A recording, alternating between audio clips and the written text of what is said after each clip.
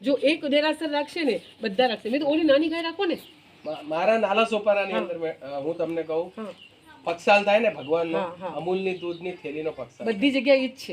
પછી તમે કોઈ દેવી તત્વનો ઉતરણ ક્યાંથી પ્રસન્ન ગાયના દૂધ ઘી ની 10 ગ્રામ ઘી તમે લોકો રોજ ઘરે, અમે લોકો અત્યારે નેનો હવન ગીત તૈયાર કરી રહ્યા છીએ, કારણ કે આવનારો સમય છે ને, ભલે અત્યારે હમાસને આ લોકો ઇઝરાયલ લડે છે, આવનારું વોર છે ને ઈ વાયરસ વોર થશે અને તમને મારશે બધાને. એવી રીતના કે તમે અસ્થમાથી પીડિત થઈ, તમારો હાર્ટ ફેલ થઈ જશે, તમારે કિડની ફેલ થઈ જશે, તમારા શરીરમાં ચીપ લગાવશે, એ લોકોને ડીપોપ્યુલેટ કરવા જ છે બધાને. તો ત્યારે તમારા ઘરની અંદર રોજ ખાલી 10 મિનિટ હવન થશે ને તો આખા ઘરનું વાતાવરણ ચેન્જ થઈ જશે. અને જે અત્યારે પ્રોપલિન વાયુ છે, જે ઓપરેશન થિયેટરમાં વપરાય છે, એ સિન્થેટિક વાયુ બહુ મોંઘું આવે છે, કારણ કે અંદર શરીર ખોલી નાખે એટલે કોઈ જર્મ્સ કે વાયરસ અંદર ન જવા જોઈએ. તો એ સિન્થેટિક વાયુ એટલું મોંઘું છે. તમે ગાયના ઘીનું ખાલી 10 ગ્રામ ગાયના ઘીનું તમે ઘરમાં હવન કરો તો 1 લાખ ટન કાર્બન ઓક્સિજનમાં ડાયવર્ટ થાય છે, કન્વર્ટ થાય છે, અને પ્લસ પ્રોપલિન વાયુ પેદા કરે છે. એ નેચરલ ફોર્મમાં થાય છે. તમારે મસ્તીથી ખરેખર જીવવું હશે ને તો આવી પ્રાચીન પરંપરાઓ પાછી લાવવી જ પડશે. એટલે આ લોકો હવે કદાચ મારું નેક્સ્ટ ડે એક ભાનુશાલી સમાજની જ આખી ઝૂમ મિટિંગ છે, અને આપણે 100 પરિવારોનો ત્યાં ટાર્ગેટ કર્યો છે. 100 પરિવારના બધા એનાલિસિસ કરવામાં આવે છે, એના બોડીમાં શું શું ફરક છે. પછી 90 દિવસ સુધી જંક ફૂડ નહીં ખાય, ગૌ આધારિત ખેતીથી ગાયનું દૂધ, દહીં, ઘી, છાશ અને એના ખેતીથી ઉત્પાદિત અનાજ, ઔષધિ, બધું ફળ વગેરે એનાથી લેશે. પ્લસ તેલ છે આપણું કોલ પ્રેશરનું આવશે, ખાંડ ભૂકી છે એ પણ બધું ઓરિજિનલ જ આવશે. તો પછી આપણે દવાઈ કોઈ નહીં, અને પછી પાછા એના 90 દિવસ પછી એનાલિસિસ કરવામાં આવશે. હા, તો થાય જ પરિવર્તન. જો માણસની સાથે સાથે ધાતુઓમાં પરિવર્તન આવે, એના સ્વભાવમાં પરિવર્તન આવે, એના આત્મામાં પરિવર્તન આવે, તો શું કામ ના આવે?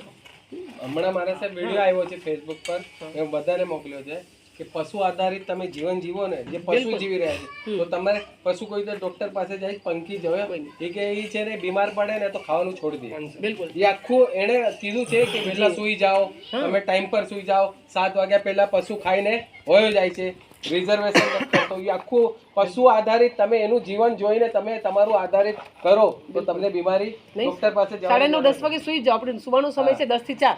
આપણે ઉલટું કર્યું. અને જ્યારે બોડીના બધા અલગ અલગ ઓર્ગનને કામ કરવાનું છે ને 10 વાગ્યા પછી સ્ટાર્ટ કરે. કુદરતને આહ્વાન કરો. તમે ગુજરાત સર કે 31 દિવસે નહીં હવે અમારે 10 જાન્યુઆરી સુધી ત્યાં પહોંચવાનું છે. રોજના 20-25 કિલોમીટર વિહાર કરશું ત્યાં. આજે કેટલો કર્યો મારા સાહેબ? ગિરનાર ધામથી ને 18 કિલોમીટર. 18 કિલોમીટર કર્યો. કાલે અમે બપોર પછી કાલે ડાયરેક્ટ નાગેશ્વર ધામ. કાલે આજે નહીં, કાલે ધજા છે. ભગવાન ધજાને છોડીને ન જવાય. વાગડ ગુરુકુળમાં ધજા એટલે ધજા પતાવીને અમે બપોરના નીકળી જશું. એટલે બાકી કોઈ પ્રોબ્લેમ નહોતો. હવે આ લાસ્ટ યરથી ફાઇનલ થયેલું હતું. એટલે તો તમે એ ઝૂમ મિટિંગમાં પણ જોડાજો અને તમારા જીવનમાં પરિવર્તન કરો. મસ્તીથી જીવો. ભગવાને મનુષ્યનું જીવન આપ્યું ક્વેશ્ચન છે કે આપણે કેવી રીતે ખબર પડે કે ઓર્ગેનિક છે કે ઇનઓર્ગેનિક છે? તમે ડાયરેક્ટ કિસાનમાં, અમારી પાસે આખું કિસાનનું ગ્રુપ છે જે કિસાનો ઓર્ગેનિક કરે છે. તો કિસાનની વચ્ચેના જે વચેટિયાઓ છે ને એ નીકળી જશે અને કિસાન આપણું છે આત્મનિર્ભર બનશે. આ જગતનો તાત છે. ખેડૂત છે એ જગતનો તાત છે. તો એને પણ આપણે આત્મનિર્ભર બનાવશું. ડાયરેક્ટ એની સાથે કોન્ટેક્ટ કરાવી દઈશું. તમે જે કંઈ જોઈએ એની પાસેથી મંગાવી, એની પાસેથી લઈ. ખેડૂતો પણ થાય કે યુરિયાનો નથી નાખતા. જે નથી નાખતા એનો જ નંબર આપશો. ઓર્ગેનિક જે વાપરો. અને જે વીગન લોકો હોય, જે milk and milk product, vegan પરંપરા આપણી છે જ નહીં. આપણે તો લાખો કરોડો વર્ષથી દૂધની પીધી જ નહીં. હા મારા સાહેબ, આ મારા સાહેબ આ એક મુદ્દો